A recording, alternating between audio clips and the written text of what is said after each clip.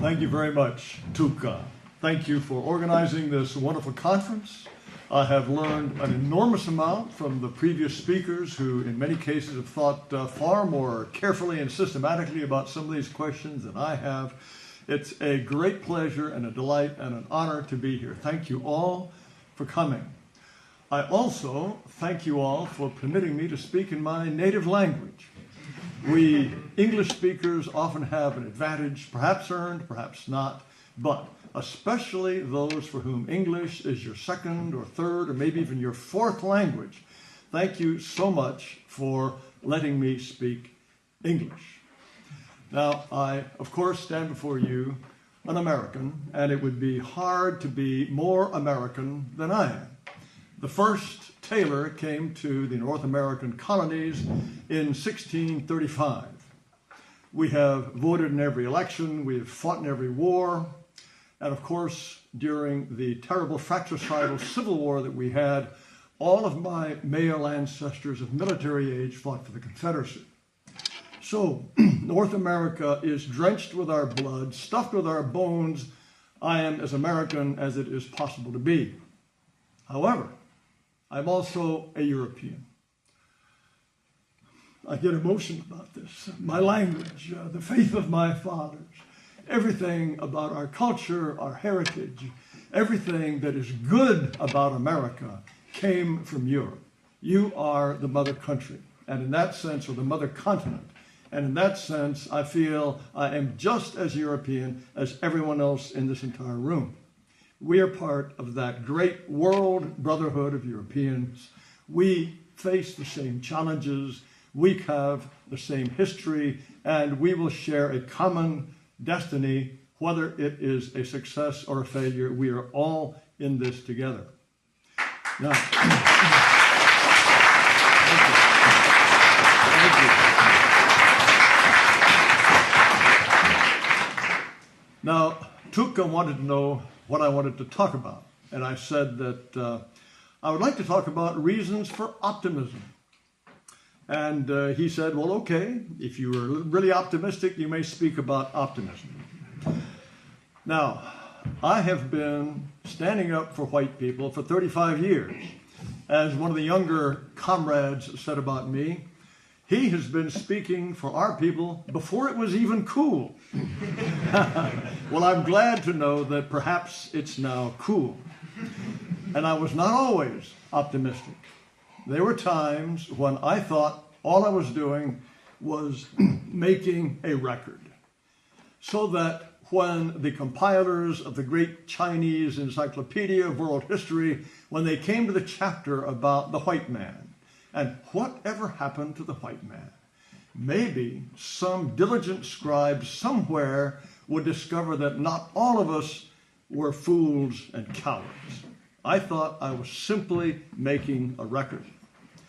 Not anymore. Not anymore. I would say for the last 10 years, I'm not just leaving traces in the sand for someone else to find. I feel as though we are now part of a movement that has a genuine chance of succeeding. So I am by nature an optimist, some might say a foolish optimist, but now I believe we have real reasons for optimism. Now, what are some of these reasons? One, I must say, is the election of Donald Trump. Now, it was good for a whole host of reasons, but one is that it showed that American white people are capable of defying their rulers, because every part of the establishment terribly hated Donald Trump. Certainly the second time around, we were warned, this man is a fascist. And even shortly before the election, 2/3 of the Americans, according to polls, believed that Donald Trump is a fascist. And they voted for him anyway. Now, does that mean they understand what fascism is, or does it mean they just don't care what the head table is telling them? And if enough white people were prepared to vote for a man that they were told over and over was this horrible, wicked person, was ruin the country, then there is no telling what white people might be prepared to do next. Now, Donald Trump is to me in many ways a mystery. He is certainly not one of us. I think he has probably thought systematically and seriously about only two things: New York real estate and seducing women. Those are the only things I think he's ever thought seriously about. But he has certain instincts. He seems to have an instinct for the fact that Muslims will not make good Americans. No, he seems to understand that. He also seems to understand that people should not just waltz across the border into the United States and go on welfare. He has an instinctive, visceral hatred for this kind of thing. But does he understand race in any serious way? Does he understand that in order to make America great again, he would have to make it white again? I don't think he understands that, and I don't think he ever will. But, of course, he was vastly better than the alternative, this half-Hindu alternative that was almost shoved down our throat. I really was afraid that that woman would win, and it was a wonderful thing that she did not. Now, once in office, however, Donald Trump, who again is not one of us and never will be, he took all the measures that a racially conscious white man would do. It is quite remarkable the things he's done. He has made illegal entry into the United States almost zero. Almost zero. For the first time in decades, nobody is coming across. He immediately tried to get rid of birthright citizenship. This will be decided ultimately by the Supreme Court, but this is a hugely important thing from our point of view. He also set a quota of 0 for refugees, except now for South Africans. A remarkable thing. What seems like a genuinely racially conscious thing, he has somehow done by instinct or because his advisors know better than he, for whatever reason. Not only did he set a refugee quota of 0, there were 60,000 refugees that had already been approved by the previous administration overseas, just waiting for the airplanes to bring them in. He said, too bad. Maybe the previous president said, you're okay, but I say you aren't, and you're staying where you are. This is all quite remarkable. We also have something called temporary protected status in the United States. And there are hundreds of thousands of people who have come from countries, and then the previous administrations have said, we can hardly send these poor dears back to their devastated Haiti or Venezuela or Somalia. Donald Trump has, by a stroke of the pen, gotten rid of that. 350,000 Venezuelans, we don't want them. 521,000 Haitians, no. 15,000 Afghans, a total of nearly 1 million people. He says, you got to clear out. This is really quite without precedent, this kind of massive threat of deportation. Also, as you know, and I'm sure Europe has the same problem, oftentimes we have decided that we don't want this person in our country, and yet the place from where he came refuses to take him back. In some cases, Donald Trump has succeeded in making the Venezuelans, for example, take back their undesirables. But when he has not succeeded in doing that, he has sent them to the strangest places. I've heard of Iranians and Chinese sent to Panama. And they go to Panama. And in this particular case, they were held in some hotel for a while and then just released into the jungle. And I hope every one of those Chinamen and Iranians writes back and says, hell, I'm in the Panamanian jungle. I thought I was in the land of milk and honey. And apparently the same thing has been done with some to Djibouti. There's some stuck in Djibouti on their way to South Sudan. This is marvelous, marvelous. Who would have thought of doing such a thing? So this has been in terms of cleaning the country of illegals. He's also instituted this process of encouraging self-deportation.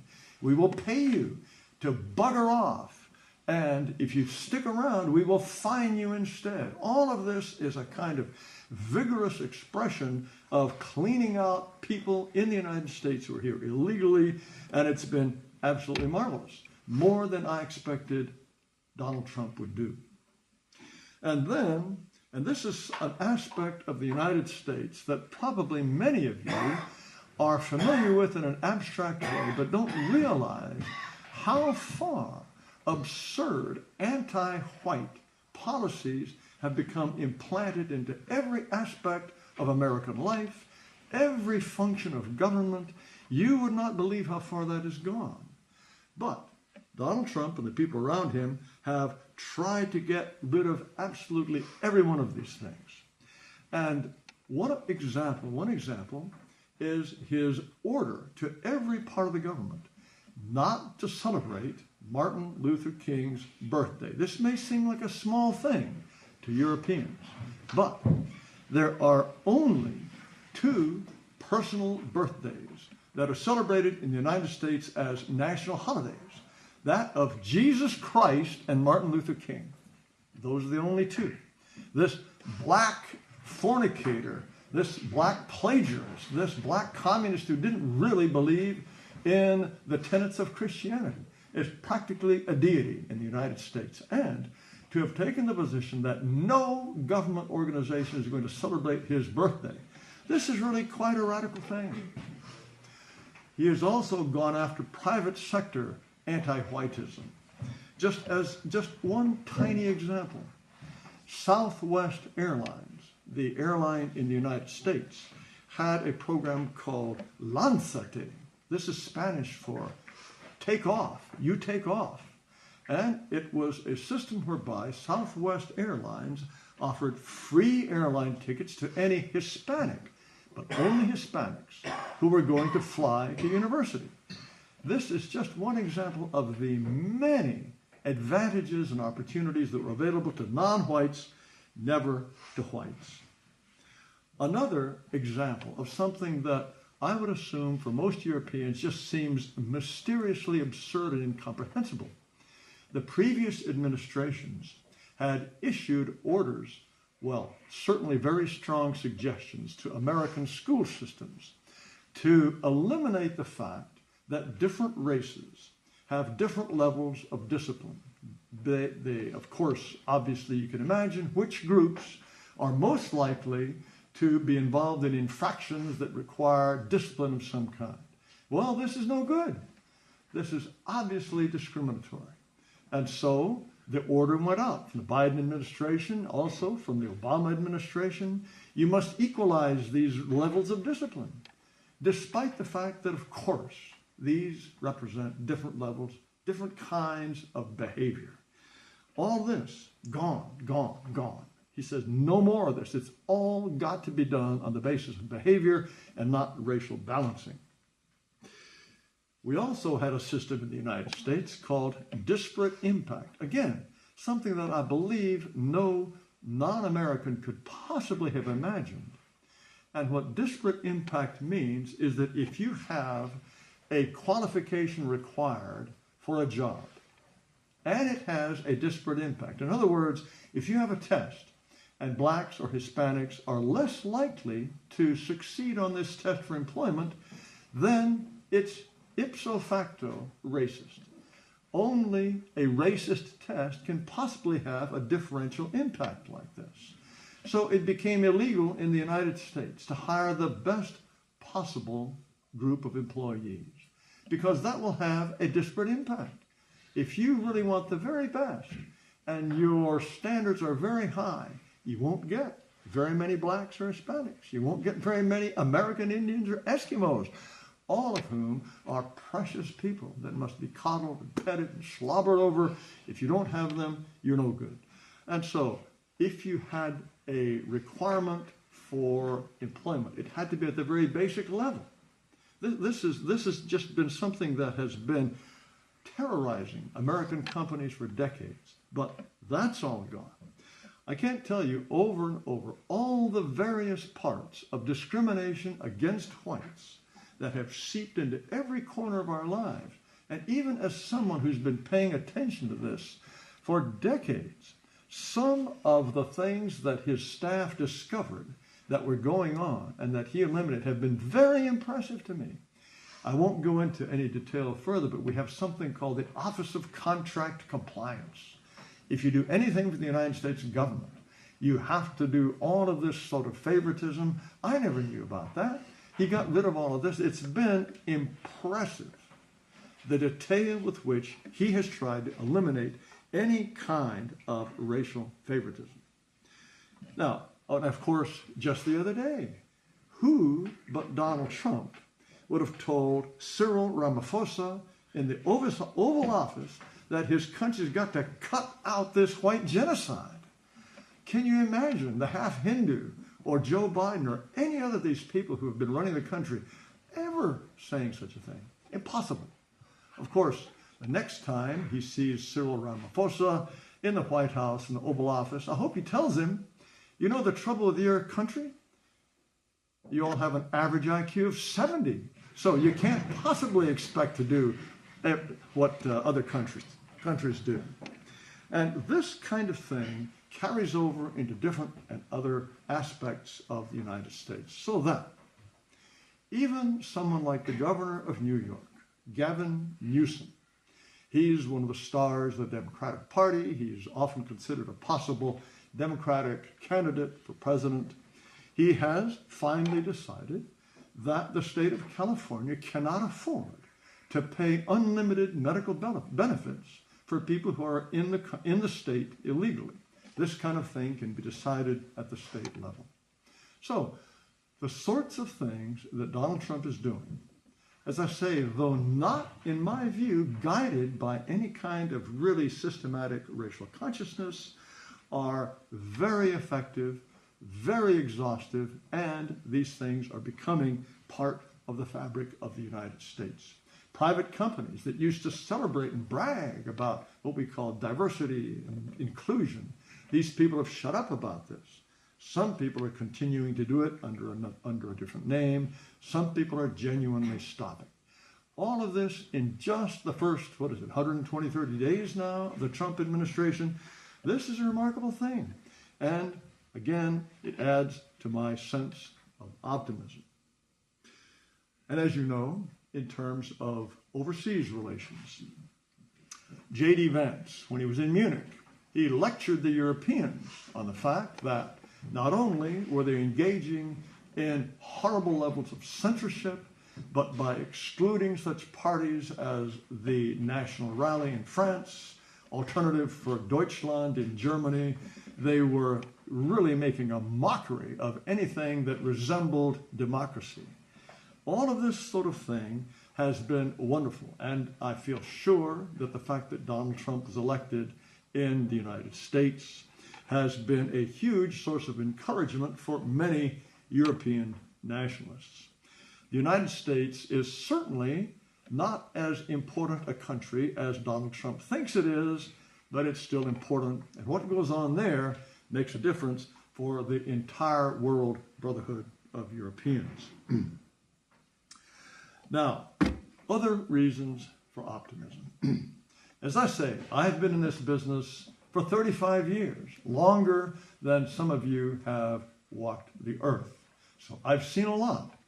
And compared to when I began, when it seemed to me no one was making the arguments that so many people make so eloquently today, and in my own foolish optimism, I thought, well, gosh, we are so obviously right. Our positions are natural, normal, healthy, and supremely moral. I had the foolish idea that if all I did was explain things in an understandable and almost loving kind of way, well, very soon people would, oh, of course he's right. No, of course. Oh, of course. It didn't work out that way at all. No. But compared to when I started, compared to maybe just 10 years ago, there has been a remarkable flourishing of groups, organizations, influencers, all of whom understand so much of what's going on, who, it seems by the time they're 20 or 25, they know more that I knew when I was 50 years old. One of the most important things that we were doing is something that our first speaker from Sweden was talking about, building communities. Building communities of white people, where white people can live together and to do what I think is, in fact, the most important thing. And that is to build institutions and communities for white children.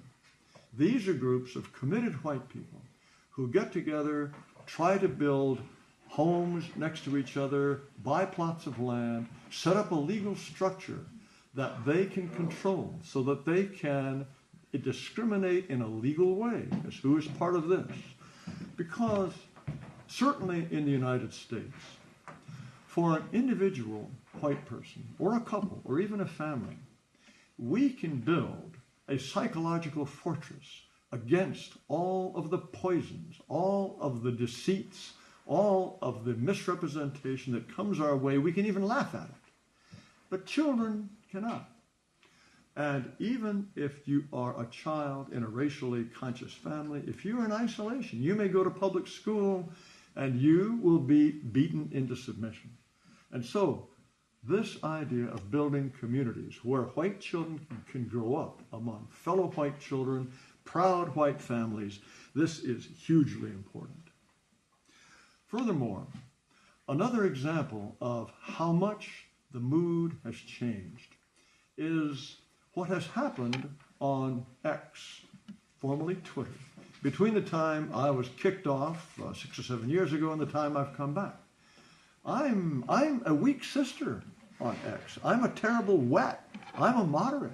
I'm very, very impressed by, sometimes almost even shocked, by the general tenor of the discourse on what is really, in effect, perhaps the most largest and most important social media platform in the entire world.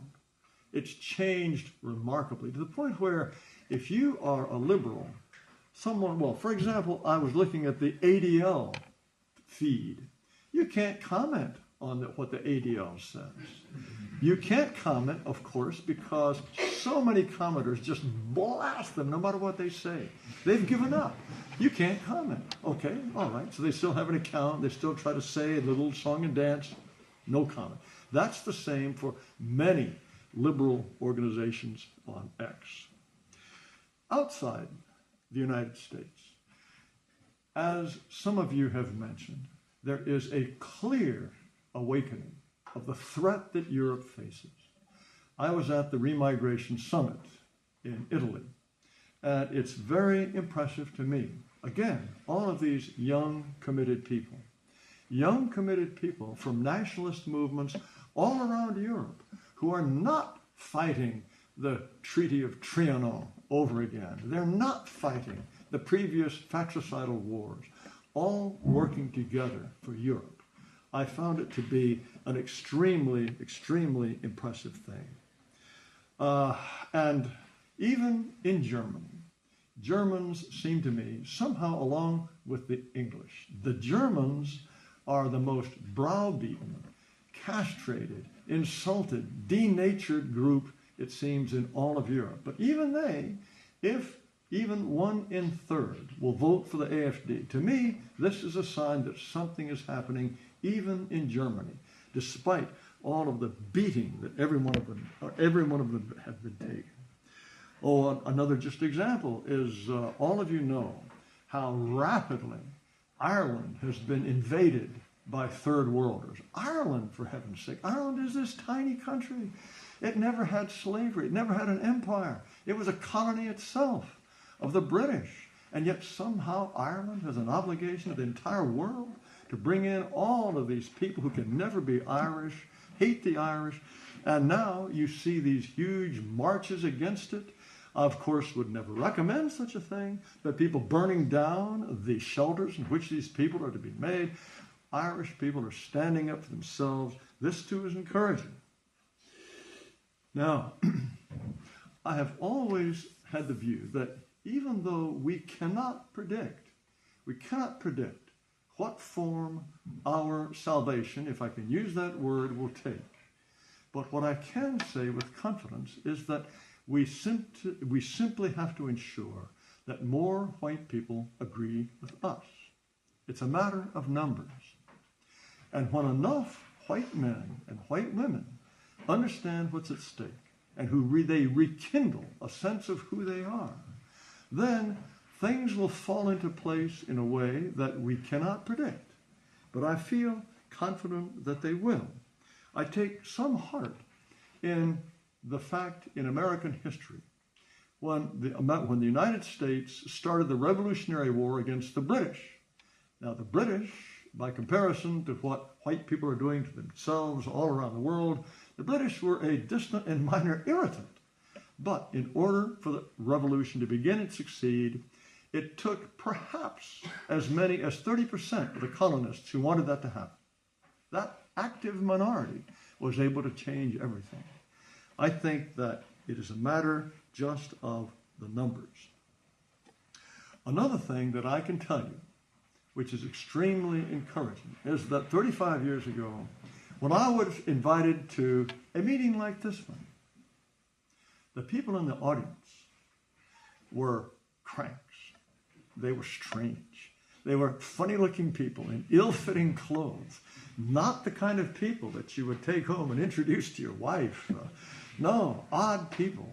And I would think, why am I talking to these people? Now, I don't know what happened to them. They're all gone. They're all gone. And instead, we have young people, smart. As I was saying before, they know so much. I'm impressed by how much they know. Nice looking, good jobs, girlfriends, wives, families. A completely different brand of white people. And some of them will sometimes, they're good enough to say to me that I've been an inspiration to them. I say, no, you are an inspiration to me. There's only one good thing about getting old, and that's the fact to see all of these wonderful young people who seem committed, who are committed, and who know so much and are prepared to do so much. I tell you, I would give anything to be 40 years younger and stay in this fight another 40 years, because I may not live to see the promised land, but I believe there will be a promised land.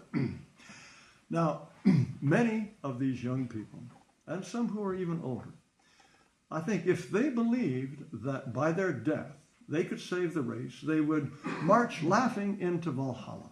I believe many are committed to that extent. But for us, it would be relatively easy to die for the white race. We have something harder to do.